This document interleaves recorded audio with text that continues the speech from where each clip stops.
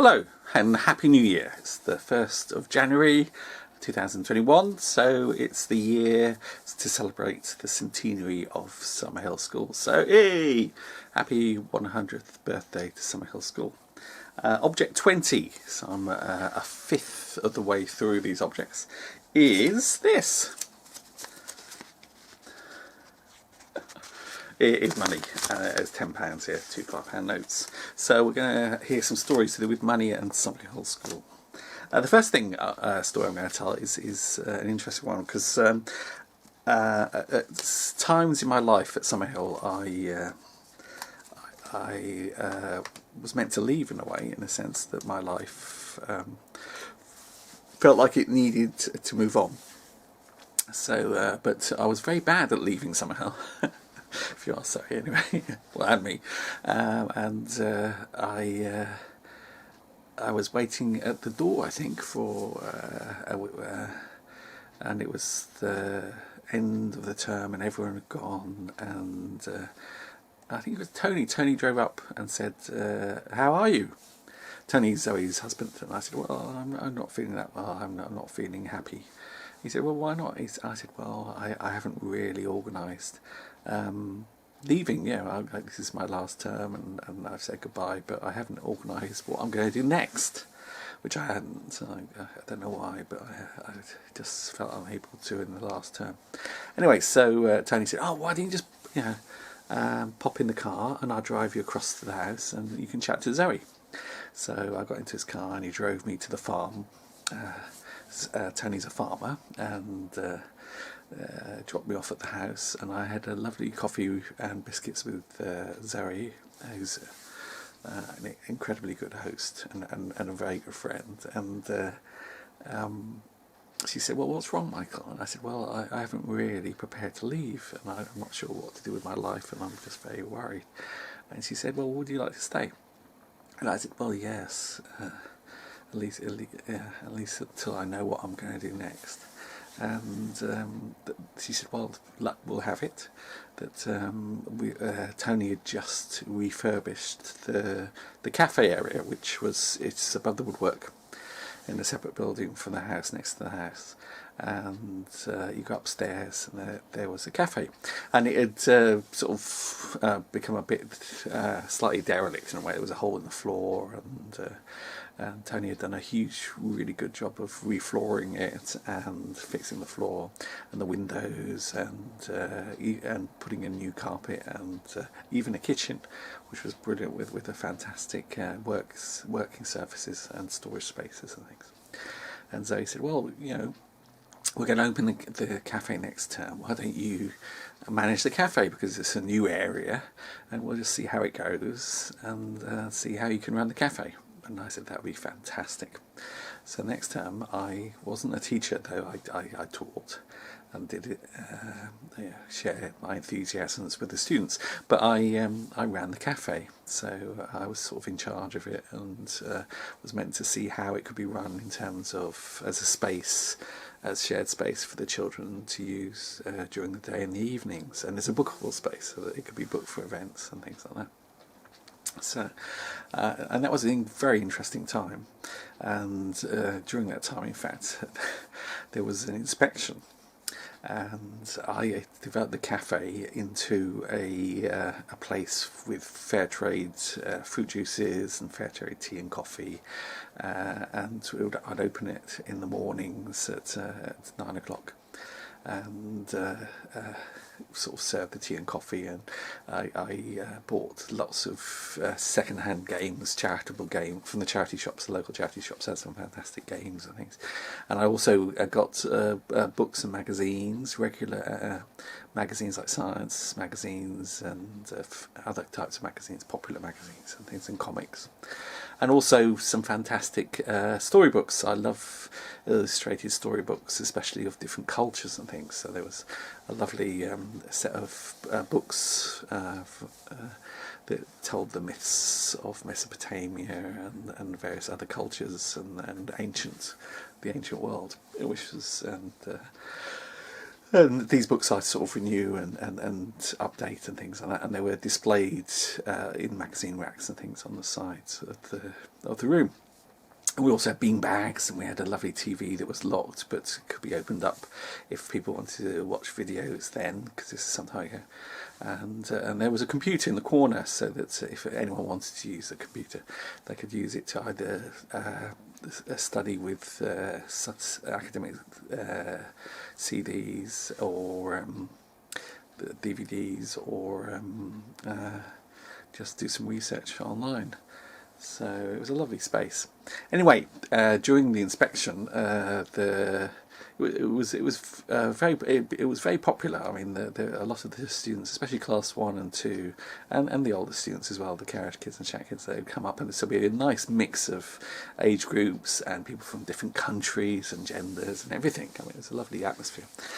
And the games would be games like board games or card games, or and some of the games, were games that would be about chatting and talking and just sharing and relaxing. So you go into the cafe, and there might be a student on a beanbag reading, and next to them might be 2 students playing chess with some people watching, and next to them might be a group of 4 or 5 students playing cards, and next to them there might be some students playing the game of life. I remember that game. That was quite popular, where you sort of have a car and you drive this car around with the family, and you have to make decisions about life and insurance and jobs and buying houses and things, which is quite good for the English as a foreign language students. Anyway, so the inspector came up, and this inspector, there were 2 of them. It was a review inspection, and I think it was a review inspection after our court case. I could be wrong in this, but and so they were simply, I think they were coming up to review whether we were implementing the 3 different parts of the previous inspection that had resulted in the court case. There were 6 parts they wanted us to change. We refused to do 3, which led to the court case, and 3 we said we'd do, and we had this review inspection to see whether the school was fulfilling its part, which it was.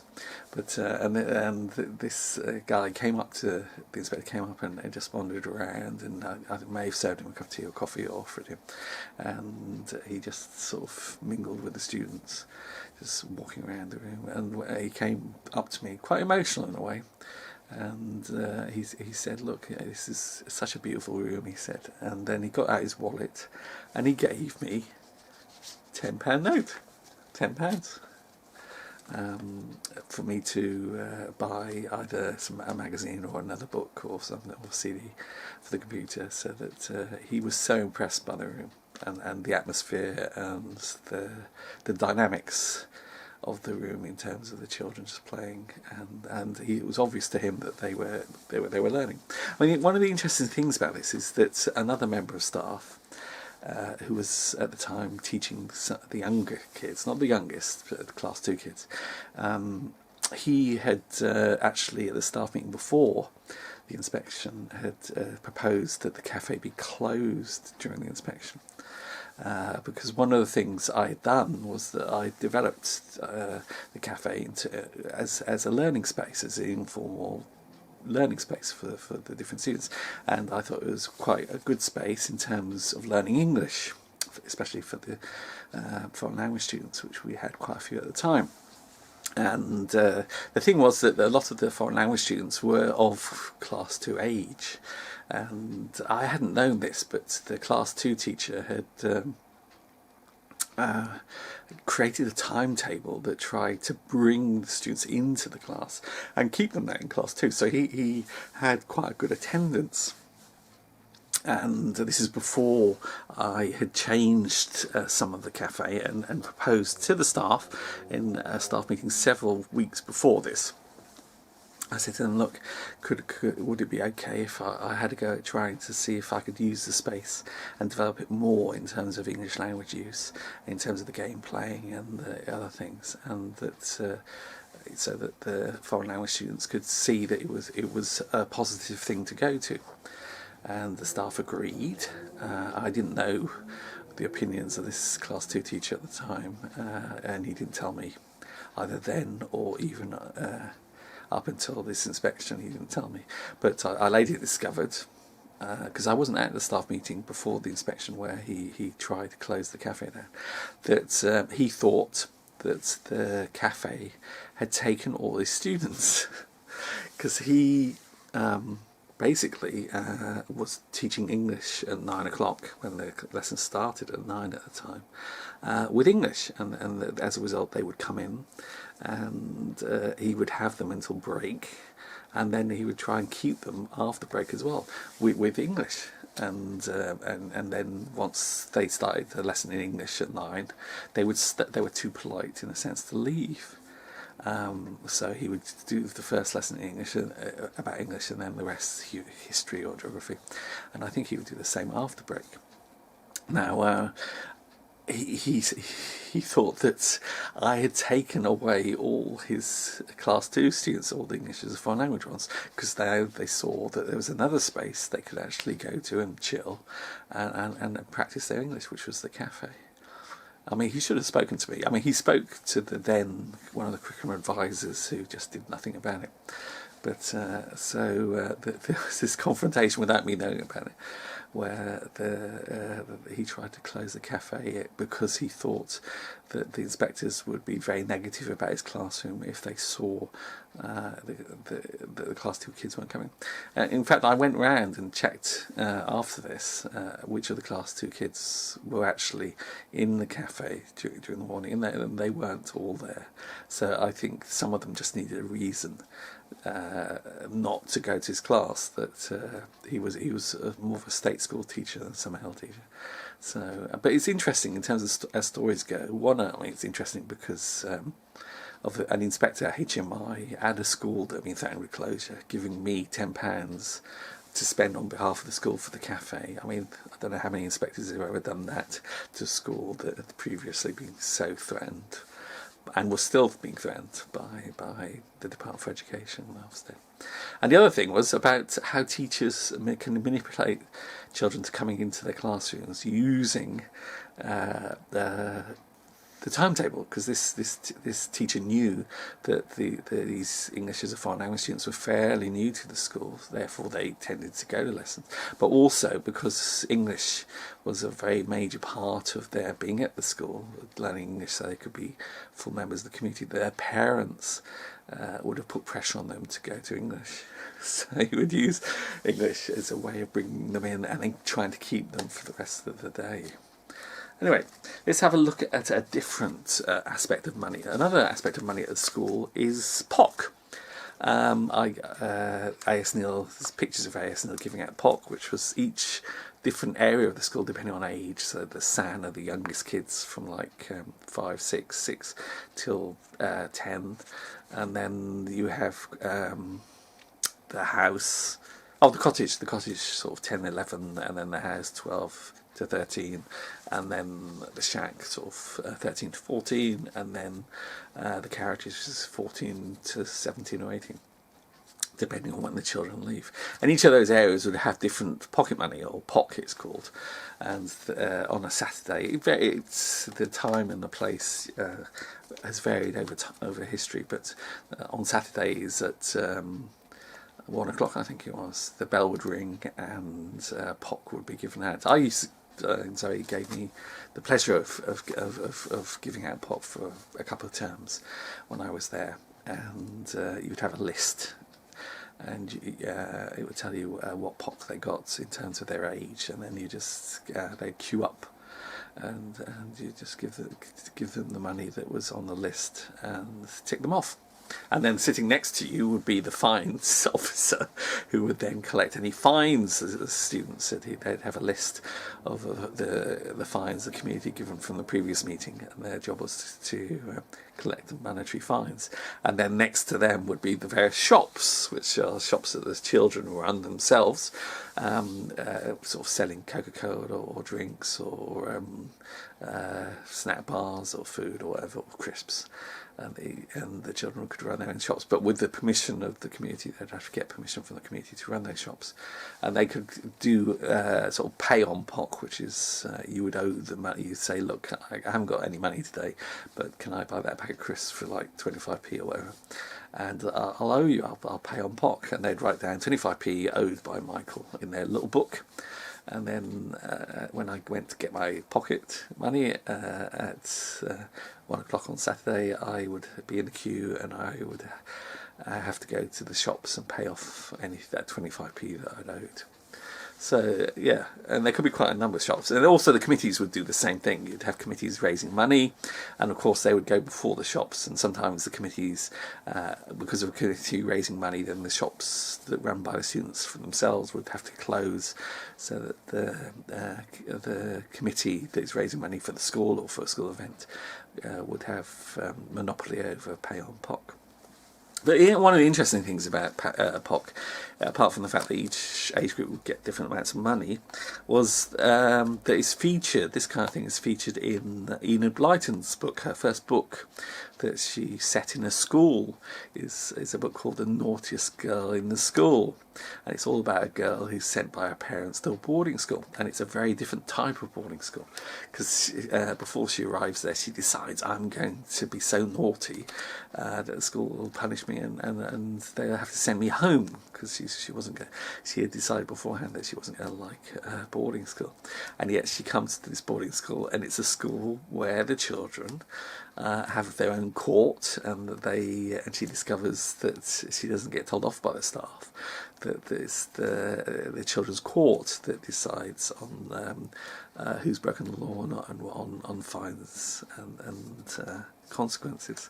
And she also discovers that the money given or sent by her parents doesn't go to her directly, that it's put away in a box, and she will get so much money, pocket money, each week, so that all the children of certain ages in the school, it's a girls' school I think, this boarding school have the same amount of POC, and that no child is richer than any other, which is interesting. And Enid Blyton makes quite a point in the story about the children receiving the same amount of money. Now at Summerhill, parents can send money and things, and it's not regulated. It does affect the community, but they all get the same POC. They all get the same pocket money, but it's not like the Enid Blyton story, where the community sort of ensures the equity that every child has the same amount. So some parents will send a lot of cash to their children, some can't afford to.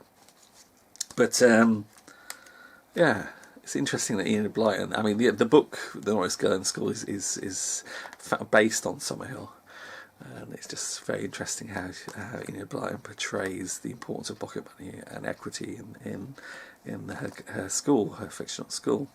Now, when I was at Summerhill, there was a parent who sent a lot of money to her daughter, and the school had told her that she shouldn't, in terms of the amount of money was incredible. I mean, and the one thing about this girl was that this student was that she would leave the money under her pillow, or not in because each student has a cupboard, and they get a lock-off will, sort of padlock, and he will place it, and he'll make sure the cupboards are fixed or are difficult to get into. So they have secure places, and if they have a lot of money, they're meant to give it to the house parents, who have security boxes in their in their rooms, in the staff rooms, so that they can lock up any of the really valuable stuff and money. Now this student didn't didn't give any of the cash to her house parent, and didn't even put it in the box.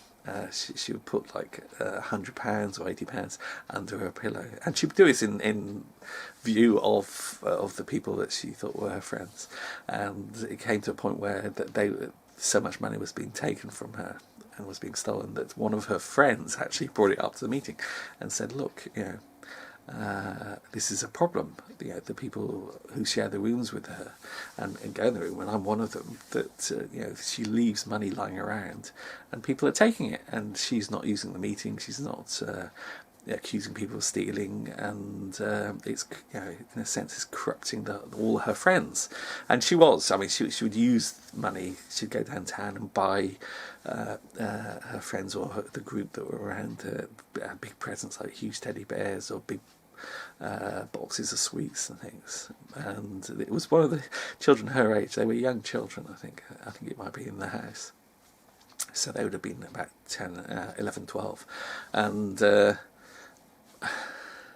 so So this boy brought it up, and we had to discuss what should happen. And it was proposed that a letter be written by Zoe to the parents, saying that this is a problem, and that that the parents shouldn't actually send her daughter this amount of money, because the daughter wasn't looking after it responsibly, and it was resulting in a sense of corruption by the students that were either her friends or sort of being with her. And I can't say this all came from the students who were her friends, and they were worried about her, but they were also worried about how the dynamics of the friendships and the use of money was very corrupting. So anyway, it ends up as a sad story, because the school writes the parent again and phones the parent, and the parent just refuses. And in the end, after the school's done as much as it possibly can, they have to ask the students to leave, because there doesn't seem to be anything else. But I mean, the only condition of the student staying is that the mother doesn't send her as much money. So the student left, which is not quite. I mean, it's interesting because there's a sense of difference of perception of the parents who were saying, no, our daughter's responsible, and why shouldn't we be able to send them the money, and who therefore had no clue as to what was happening within the school, and didn't want to understand what was happening, and would rather their daughter, in a sense, didn't have the opportunity to stay. So that's a very sad story about money. And finally, there's a wonderful, one of my teachers, because smoking it's quite, it was an ongoing issue at Summerhill, because the students in the community create their laws together, and some of the staff would smoke, and some of the older students would smoke, and there was always smoking laws. So one of the smoking laws would be about who can smoke, who can't, but also about you had to declare yourself as a smoker. And then all those people who declared themselves as smokers would have to watch an educational video, a health video about the effects of smoking. And normally a science teacher or another adult who volunteered to do it would show the film, and would also sort of maybe demonstrate the effects of smoking using models and specimens that you can get for science teaching, which includes a jar with the amount of tar in the jar that a lifetime smoker might have by the time they die, and things like that. Some really powerful sort of physical images of the effects of smoking.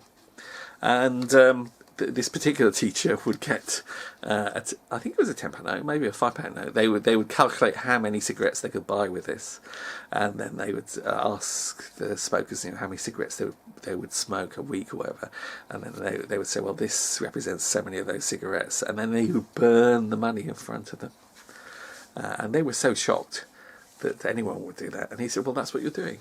Not only is it destroying your health and your skin and your teeth colours and things, and it smells as well, but also you're burning money.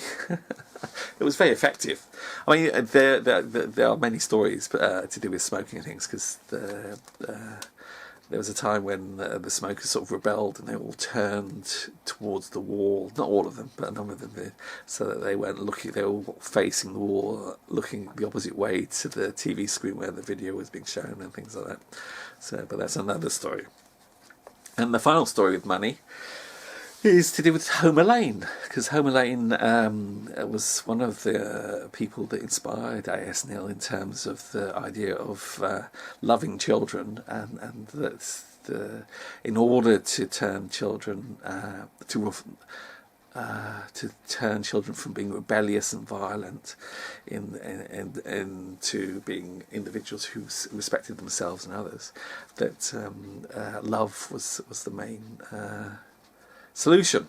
And Homer Lane would give the students money in order to go to get taxis or to go and buy things, and therefore showing trust. And they'd come back with a change and things, even if it was a child that had been in the little Commonwealth for stealing or was known for stealing. And Neil did the same. Neil would give lend children money, knowing that they had a reputation for stealing or being, and that trust of the child led to the children giving him the change, which is an interesting way that Neil and Home Alone treated children. But it's also the in a sense one of the basic foundation values of democratic education and of the New Ideals in Education group, 1914 onwards, that I've spoken about before, was that they wanted within the school community a sense of equality between the child and the teacher.